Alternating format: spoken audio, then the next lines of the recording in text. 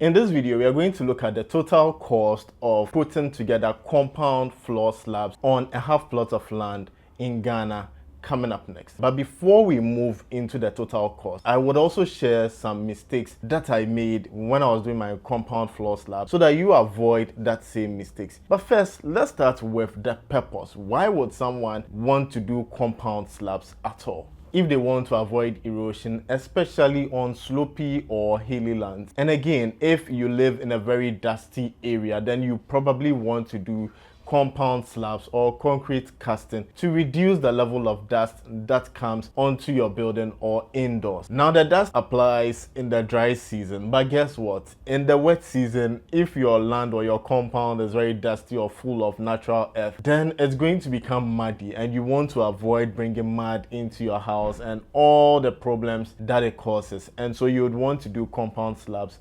also. It reduces the maintenance cost of weeding, gardening, and mowing the lawn of your house, right? So if you don't do compound slabs, then most likely you're going to experience weeds sprouting up, bushes, etc. And this helps to reduce the overall cost of getting a gardener, buying weeding equipment, and buying all the gardening equipment, and then paying the cost of labor as well. Then again, it provides a safe playground for adults and children as well.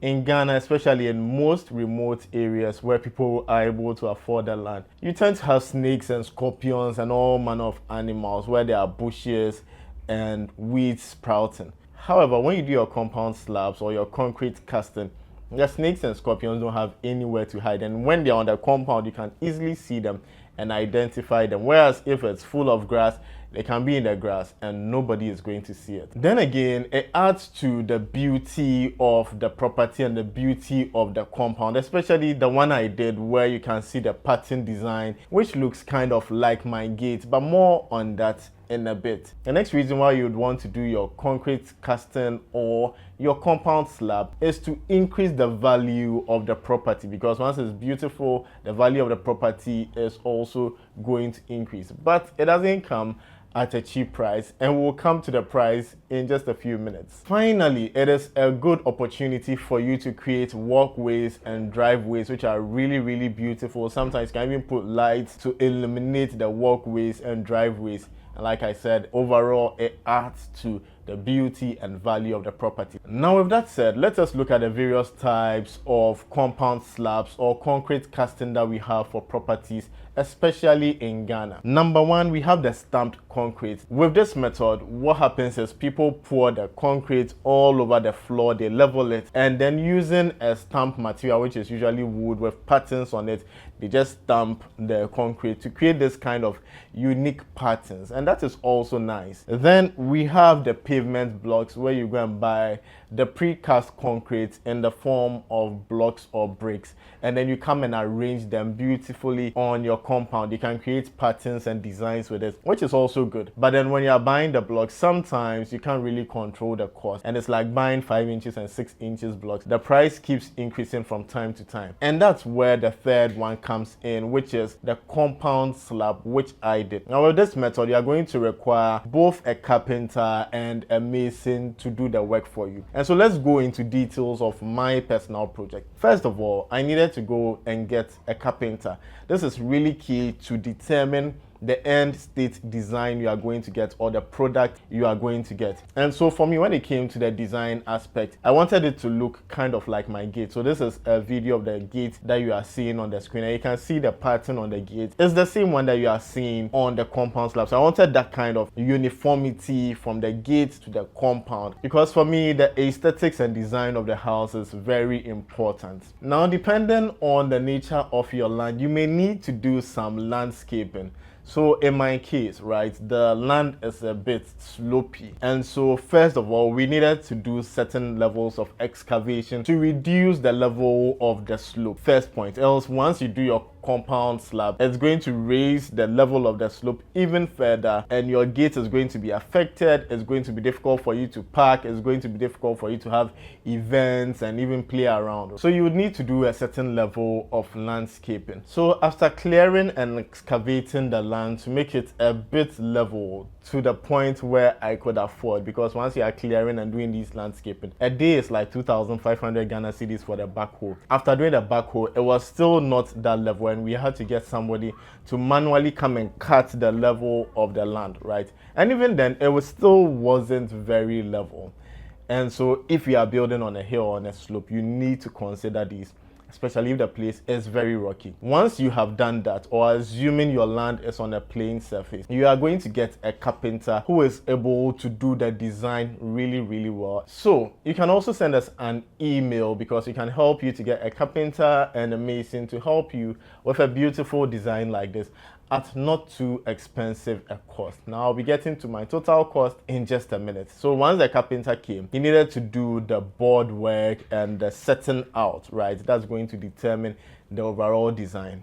And so let's look at the cost of the carpentry, the wood that was purchased and all. In terms of material, first of all, we purchased the Wawa boards. We purchased 20 pieces at 95 Ghana cedis, which translates to 1,900 Ghana cedis. Now we needed at least 50 boards to do the whole compound, but I was a bit on a budget and couldn't afford the 50 boards at that particular time. So one tip I would share with you is to do it in phases, right? So once the carpenter comes and does the setting out and the board work, what you do is you cast the slabs, and then after casting it, they will come and remove the wood or the board work and move on to other parts of the compound. So this can help you save money. If you are getting value, subscribe, like, and share this video, and comment that you are getting value as well. Next, after purchasing the Wawa boards, we needed to split it, and splitting cost alone was 110 Ghana cedis. After that, we purchased nails, 200 Ghana cedis worth of nails. The transportation of the nails and the wood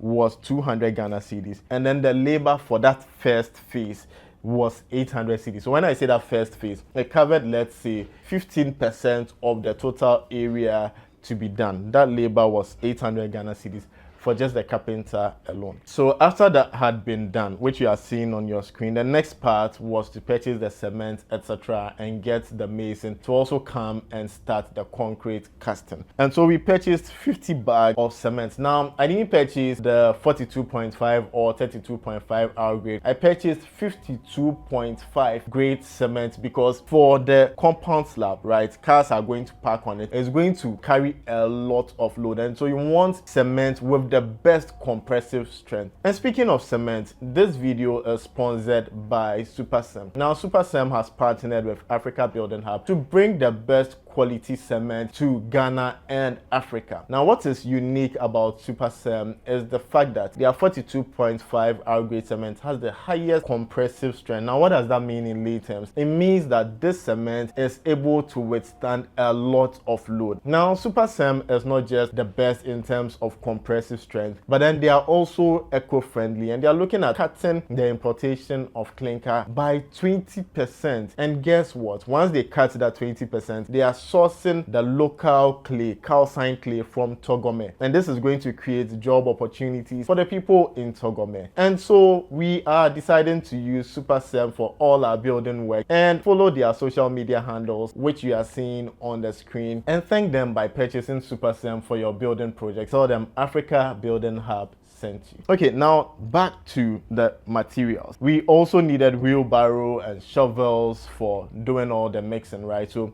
one tip I would give you, even before you start your building project, is to purchase at least one wheelbarrow. You're going to use it throughout your building project, especially if you are not using a contractor where they come with all their equipment. If you are doing things by day and you are bringing masons from random places, many a times when they come, they'll ask you to go and rent a wheelbarrow, and sometimes you pay as much as 50 Ghana cedis or 25 cedis for a wheelbarrow. Meanwhile, you can purchase it for 550 cedis, right? So a tip for you, purchase at least one wheelbarrow and a shovel. Next, we also purchased a trip of sand at 1,600 Ghana cedis. Now the prices may differ because you may now be starting, but I'm giving you the quantities so that it gives you an idea. And like I said, the total area that we were, doing the compound slab on was a half plot of land. So typically, if a full plot is 100 by 70, this can be considered 100 by 35. Then we also needed to purchase quarry dust, one trip, which cost 1,000 Ghana cedis, water for the building project, and then labor for the compound casting first phase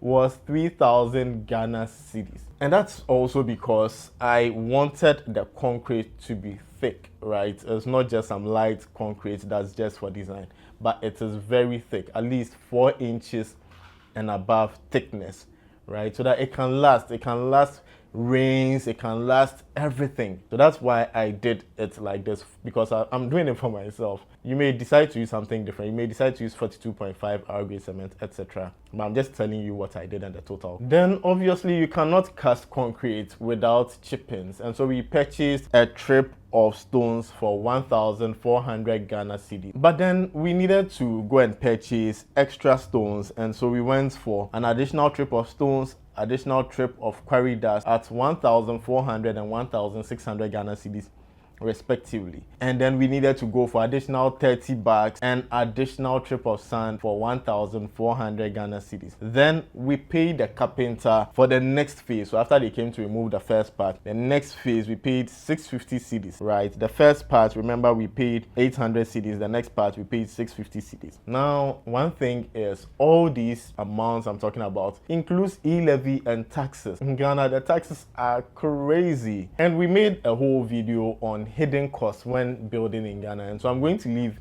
a link in the description so that you check it out after this particular video. There are so many hidden costs when it comes to building in Ghana. Then we needed to go and get an additional 20 bags of cement, again 52.5, which is the highest quality, most expensive cement in Ghana. So in total we used 110 bags of cement, 3 trips of sand, 3 trips of quarry dust, 3 trips of chippings, and 6 polytanks of water for this work. Total carpentry cost was 2,000 cedis, and total mason cost was about 10,000 Ghana cedis. And so put together the cost, you realize that we are going somewhere close to 40,000 cedis for the compound slabs alone. Have you done compound slabs recently? How much did it cost you?